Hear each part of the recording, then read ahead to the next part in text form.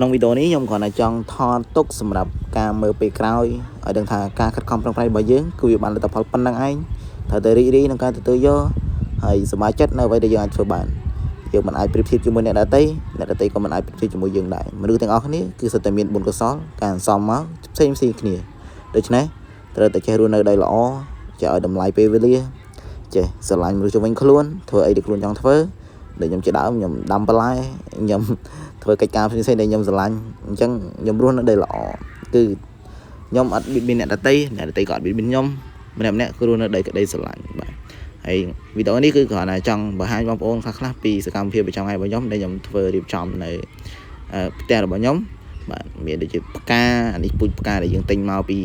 ខាងក្រៅដើម្បីបានពូជទៅឃើញស្អាតអីអត់ដឹងថាឈ្មោះអីទេក៏ចេះយកមកដាំទៅហើយនេះគឺរងស្ពៃរបស់យើងអត់តបានជួយទឹកទេវាឡើងក្រៀមហើយបាទលបងនេះគឺខ្ញុំធ្វើខាងលើដើម្បីឲ្យផ្កាវាឡើងទៅខាងស្រឡាញ់អញ្ចឹងឯងវាដាក់ផ្កាกระดาษអញ្ចឹងណាតែមកគុំនេះខ្ញុំយកមកធំទៅក៏វានេះទៅឯងដូរ